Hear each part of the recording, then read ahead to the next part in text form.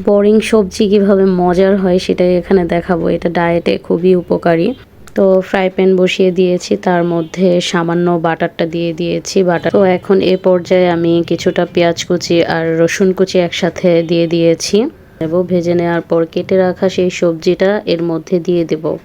এখানে যে সবজিগুলো আছে প্রতিটা সবজি খুবই উপকারী। বিট আমাদের হচ্ছে রক্তনালী প্রসারিত করে, রক্তচাপ নিয়ন্ত্রণ রাখে এবং স্ট্যামিনা বাড়ায়।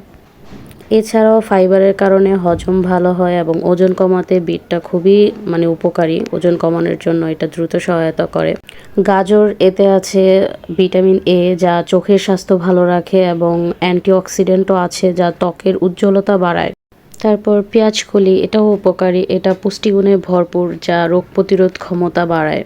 এখানে ক্যাপসিকামও আছে। ক্যাপসিকামে হচ্ছে এটি মেটাবলিজম ফাংশন উন্নত করে এবং শরীরকে সতেজ রাখতে সাহায্য করে। আর ফুলকপিতে আছে ক্যালসিয়াম, ভিটামিন কে, যা হাড় ও দাঁতকে মজবুত রাখতে সহায়তা করে।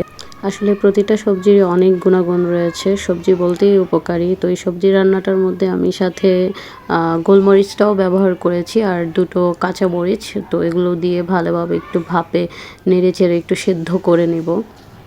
বিটরুট, পেঁয়াজকলি, গাজর সবগুলো উপকরণ এখানে এত সুন্দর কালারফুল লাগছে। আসলে বিটরুটের যে কালারটা এটা অসম্ভব সুন্দর লাগে।